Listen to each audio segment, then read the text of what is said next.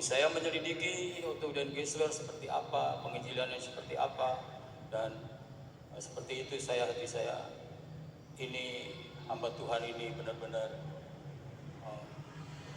tidak hirau dengan kepentingan dirinya sendiri.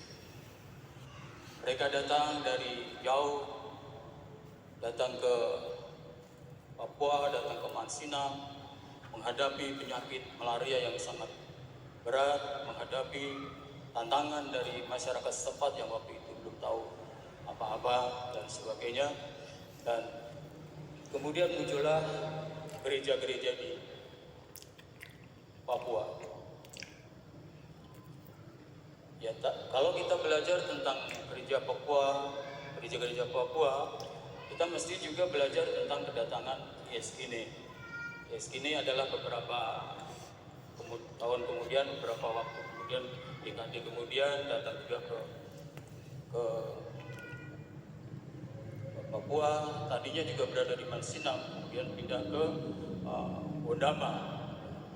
Jadi saya mengikuti itu, namun saya melihat ada perbedaan visi dari Otto dan Geisler dan dari Yeskine. Dan kemudian perkembangannya itu kemudian yang baru-baru ini adalah datangnya pengajar-pengajar dari Yahudi Mesianik yang mengajar, kemudian mendirikan Sion Kid di Papua. Ya, saya tidak mau membahas itu terlalu jauh, tapi kalau saudara mau membaca bukunya, saya sudah mencatatnya, saya sudah menulisnya dengan judul Papua Menangis Rindu Merdeka. Tapi saat ini saya ajak saudara untuk melihat bagaimana kegelisahan Rasul Paulus terhadap jemaat-jemaat khususnya di Korintus dan di Galatia, di mana mereka mengalami masa diobrak-abrik keyakinan mereka oleh orang-orang pengajar-pengajar sesat.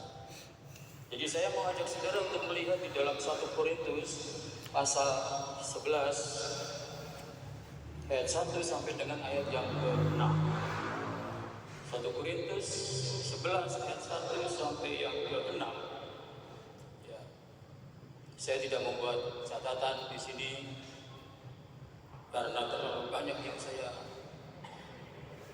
yang ada di pikiran saya tentang ini, dan saya mau mengalir bersama Tuhan. Tapi tetap patokannya, strukturnya, alur dari khotbah ini adalah nas.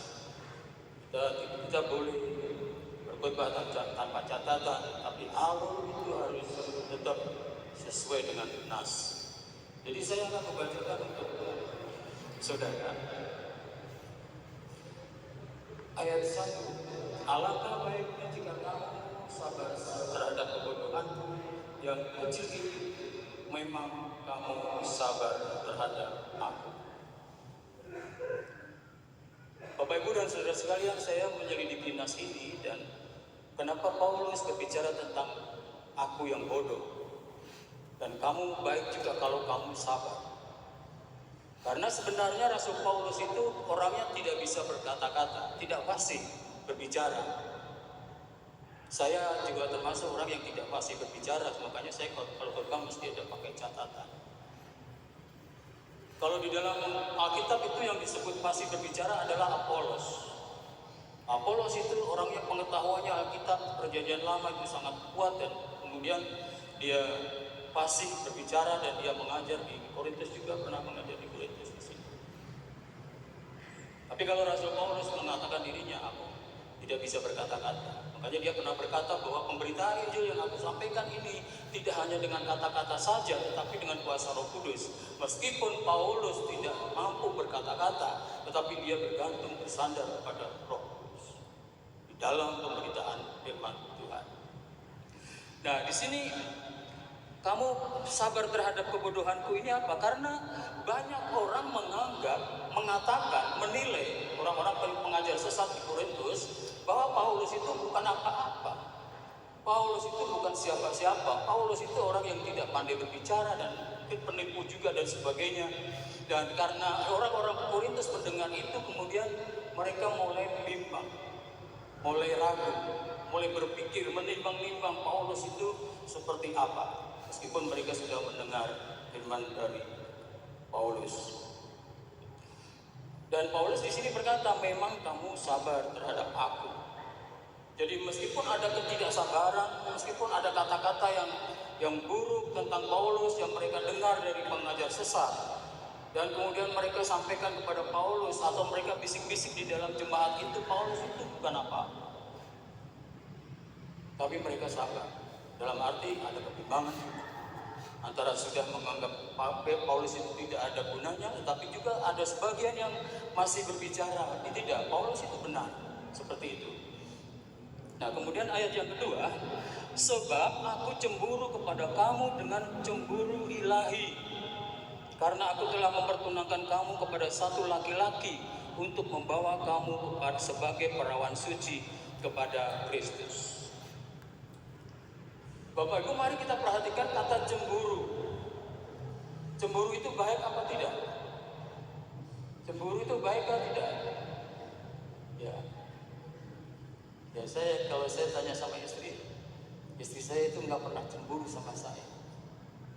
30 atau hampir 40 ya. Kita lagi ulang tahun ke-40 kita tidak pernah dia itu bilang cemburu sama saya. Saya juga tidak pernah cemburu sama dia, walaupun dia sering cerita mantan-mantan dia dulu itu, tapi saya tidak cemburu. Kadang-kadang saya menunjukkan pura-pura jengkel, tapi tidak, ya. Nah, kami sudah menjadi satu. Maksud dari cemburu ini adalah aku ingin memilikimu, betul nggak? Ada pasangan yang satu selingkuh, maka dia cemburu, dan dia arti cemburu itu adalah jangan kamu menjadi milik orang lain. Jangan kamu melirik orang lain, jangan kamu melirik pelakor, tapi hanya aku yang menjadi milikmu, hanya engkau yang menjadi milikku. Itu kata cemburu, arti kata cemburu. Nah, sekarang ini Paulus berbicara tentang cemburu ilahi. Bagaimana ini memahaminya? Sebab aku cemburu pada kamu dengan cemburu ilahi, karena aku telah mempertunangkan kamu pada satu laki-laki untuk membawa kamu sebagai perawan suci kepada Kristus. Ini berbicara tentang penginjilan, di mana orang-orang Korintus mendengar Injil dari Paulus, dan orang-orang Korintus sudah mulai untuk menyembah Kristus. Mendengar Injil, percaya kepada Kristus, dan kemudian mereka sudah mulai menyembah Kristus. Menyembah Kristus itu kemudian diproses sedemikian rupa menjadi tak bercacat dan tidak bercela. Artinya apa sebetulnya? Bukan sebagai dalam arti perawan dari seorang wanita, bukan begitu artinya. Arti daripada perawan suci kepada Kristus itu adalah di dalam pikiran, di dalam hatinya tidak ada nama lain selain Yesus.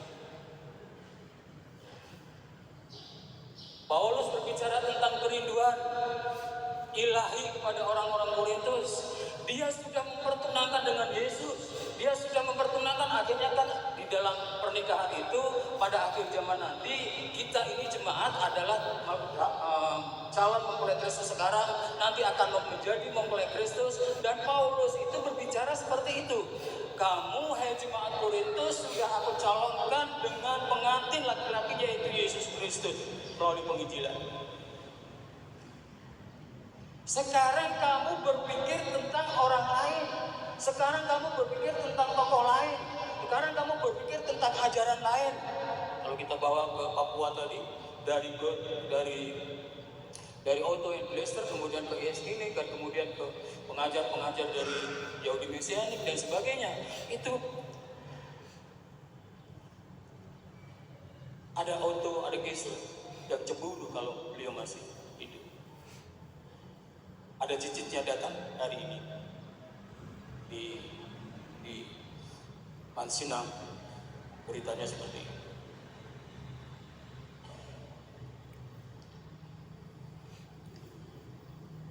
Aku telah mempertunangkan kamu pada satu laki-laki untuk membawa kamu sebagai perawan suci kepada Kristus.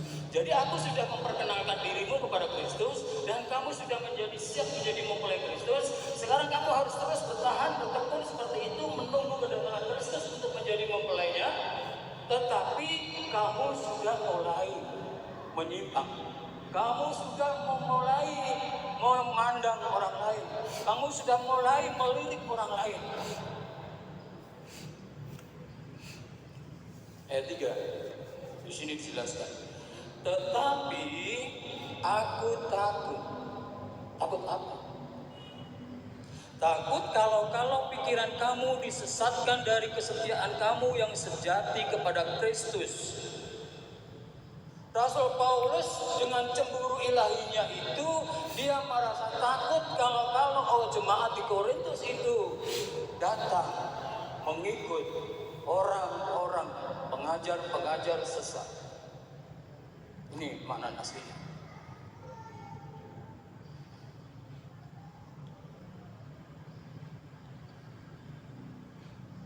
Ini diberi penjelasan oleh Rasul Paulus. Sama seperti Hawa diperdayakan oleh ular itu dengan kelicikannya. Bapak Ibu, mari kita renungkan sebentar.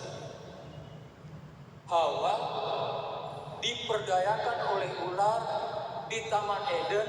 Akhirnya dia tidak mendengar firman Allah, dia mendengar suara iblis, dia mengambil buah terlarang, dia memakannya, dia memberikannya kepada suaminya, dan akhirnya mereka diusir dari Taman Eden. Mari kita lihat gambarannya. Paulus sudah menginjili orang-orang Korintus, sudah mendengar tentang Kristus, sudah menjadi calon mempelai Kristus, tetapi mereka mendengar ular. Ular itu siapa? Pengajar sesat. Kalau saudara belajar tentang ular, pengajar sesat, ular itu dari Taman Eden itu ular kecil. Bukan kecil tapi manis, masih cantik. Tetapi kalau saudara membacanya di dalam perjanjian lama, di dalam perjanjian baru, di dalam Wahyu, nanti ular itu sudah menjadi naga, dan naga itu sudah menyesatkan seluruh dunia. Sekarang ini sudah akhir zaman. Naga itu sudah pergi ke seluruh dunia, termasuk Papua, ujung timur, ujung bumi. Papua ini disebut ujung bumi, daerah yang gelap waktu itu. Tapi Oto dan Besek datang, tapi tidak ketinggalan, ular-ular pun datang ke sini untuk menghajar. Tetapi aku takut kalau pikiran kamu disesatkan dari kesetiaan kamu yang sejati kepada Kristus. Sama seperti Hawa diperdayakan oleh ular itu dengan kelicikannya. Jadi Rasul Paulus itu melihat waktu itu di jemaat Korintus itu ada ular-ular yang menggoda gadis cantik yang bernama jemaat Korintus. Sekarang ular-ular itu sedang menggoda kita, gadis yang cantik, perawan yang cantik yang bernama GBI Jemaat Santa Rosa. Hati-hati, bawah kursi ada ular. Tapi tidak seperti itu, tidak menakutkan ularnya. Kalau ular itu cantik, di Taman Eden ular itu cantik, berbicara lembut, tapi kita tergoda. Di Rasul Paulus tidak mau seperti itu. Nah, ini ayat keempat ini sebetulnya inti dari nas ini. Sebab kamu sabar saja. Wah, walaupun mereka itu pasti sudah ada yang tahu, walaupun mereka itu pasti sudah ada yang merasakan ajaran Paulus dengan ajaran orang-orang yang datang ke Korintus itu, mereka sudah mulai ada kepekaan melihat kayaknya orang ini salah deh. Tidak, Paulus yang salah. Enggak, menurut saya sih orang ini yang salah. Mereka ini yang mengajar baru ini yang salah. Mereka ini adalah yang sesat.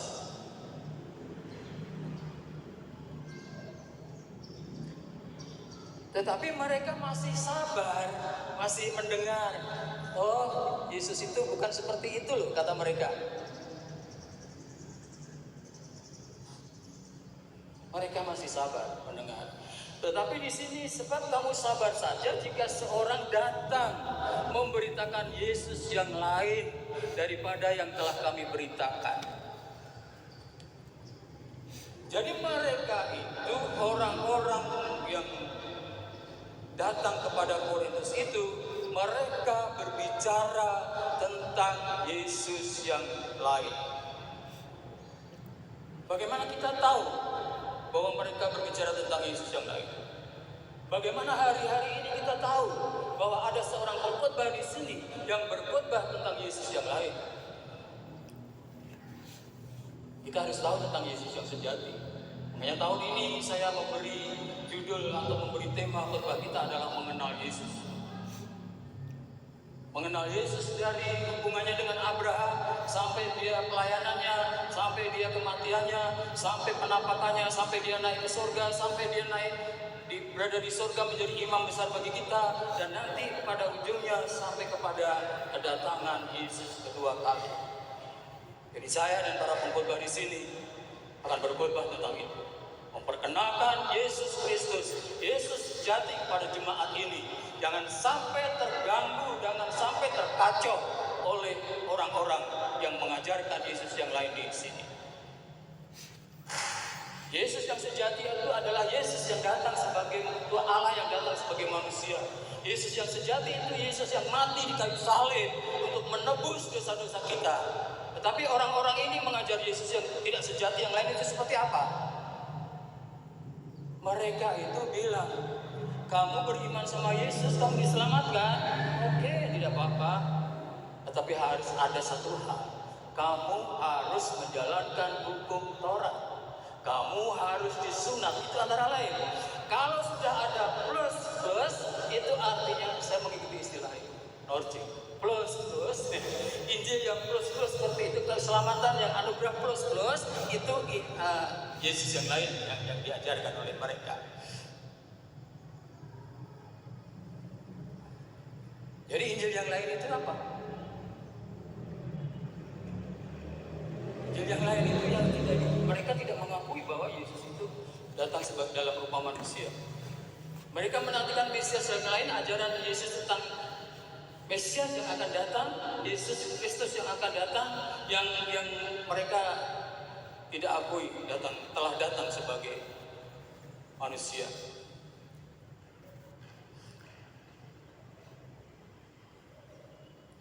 Sebab kamu sabar saja jika seorang datang memberitakan Yesus yang lain daripada yang telah kami beritakan, atau memberikan kepada kamu roh yang lain daripada yang telah kamu terima.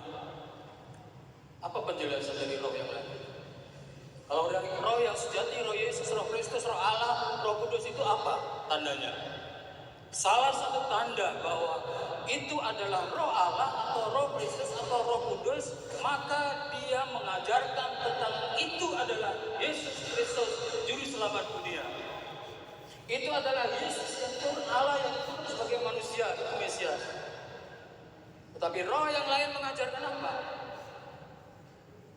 Mengajarkan Yesus, mengutuk Yesus, merendahkan Yesus, tidak percaya bahwa Yesus mati di salib, menghina Yesus, menghujat Yesus. Itu roh yang lain.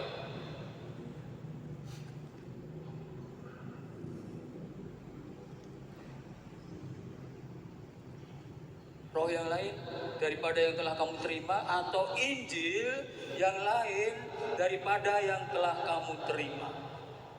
Injil yang diterima oleh jemaat Korintus, Injil apa? Injil yang mengatakan bahwa keselamatan adalah anugerah. Titik. Injil yang mengatakan bahwa Yesus datang untuk menyelamatkan manusia yang mati di kayu salib untuk menebus dosa-dosa, menebus kita dari dosa-dosa kita, dari belenggu-belenggu dosa. Tetapi Injil yang lain, sekali lagi, keselamatan itu harus kamu kerjakan. Keselamatan itu harus kamu peroleh dengan cara apa? Berjuang. Dengan cara apa? Melakukan hukum-hukum perjanjian lama dan sebagainya. Itu Injil lain. Karena Injil sejati itu keselamatan oleh anugerah. Jadi ada 3 hal ya. 3 hal dari pengajar sesat itu adalah mengajarkan Yesus yang lain, mengajarkan roh yang lain, dan mengajarkan Injil yang lain. Ini dicela oleh Rasul Paulus. Dia bilang, Rasul Paulus, kamu sabar saja mendengar ajaran seperti itu, padahal aku telah menjelaskannya sedemikian rupa. Di Galatia dikatakan seperti itu oleh Rasul Paulus. Saya ajak saudara membuka Galatia pasal 1 ayat 6 dan 7. Tolong dibacakan. Galatia 1 ayat 6 dan 7. Ini ayat ini paralel dengan nas ini. Tolong dibacakan.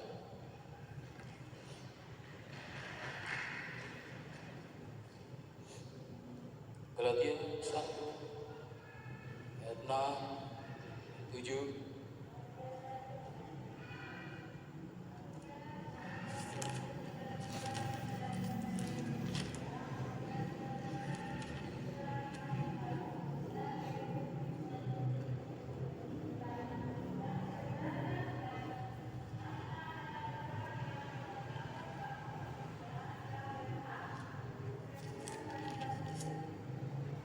Ya, apa di sini dikatakan? Ya, saya teringat ini khotbahkan oleh Ibu Marjo dengan jelas. Aku heran bahwa kamu begitu lekas berbalik daripada dia. Ini sama dengan kata Rasul Paulus di Korintus tadi. Yang oleh kasih karunia Kristus telah memanggil kamu dan mengikuti suatu Injil lain. Kamu sudah dipanggil oleh Injil Yesus Kristus yang menyatakan keselamatan itu oleh anugerah, tetapi kamu mengikuti orang lain yang mengikuti suatu Injil yang lain, Injil lain yang sebenarnya bukan Injil. Injil lain itu jelas bukan Injil, karena Injil hanya satu. Kalau Injil tambah apa, Injil plus apa, itu sudah bukan Injil. Yang sebenarnya bukan Injil, hanya ada orang yang mengacaukan kamu dan yang bermaksud untuk memutarbalikkan Injil Kristus. Kamu sudah mendengar Injil dariku, kata Rasul Paulus, tetapi sekarang ada orang yang datang kepadamu untuk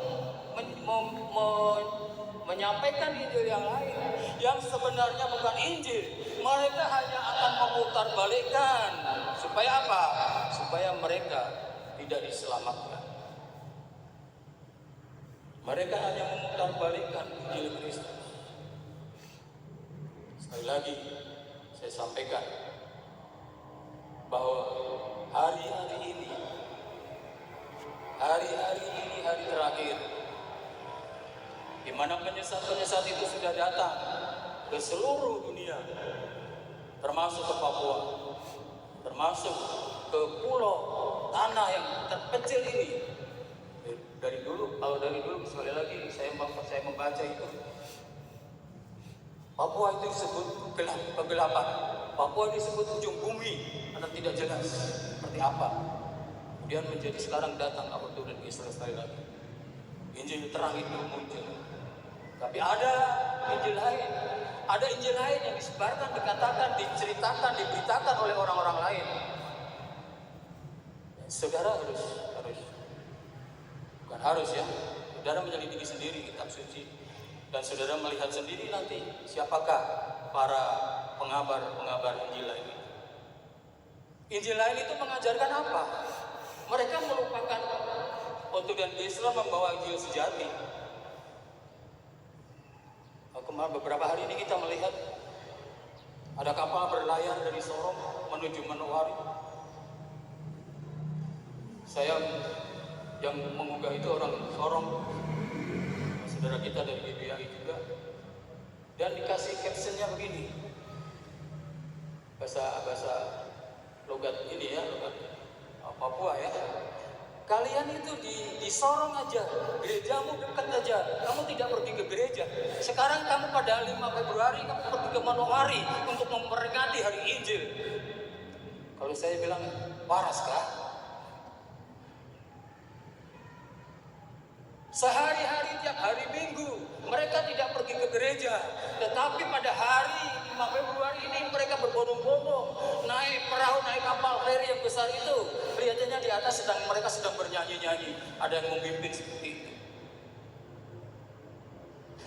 Apakah benar mereka mau datang ke Manokwari, ke Mansinam untuk memperingati Putu dan Gesler, Injil yang disampaikan oleh Putu dan Gesler?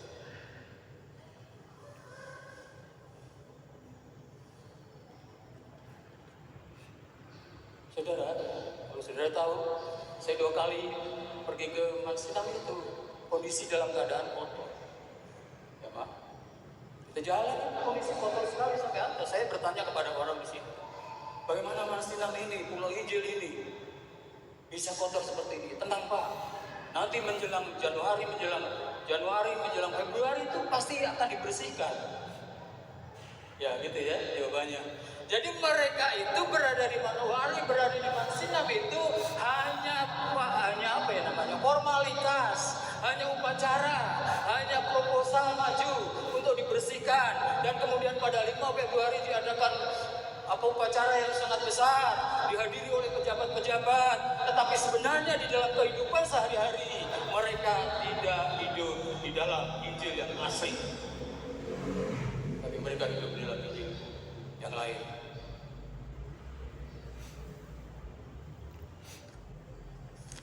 Kita kembali ke 2 Korintus 11. Tetapi ayat 5, menurut pendapatku sedikit pun aku tidak kurang daripada rasul-rasul yang tak ada taranya itu.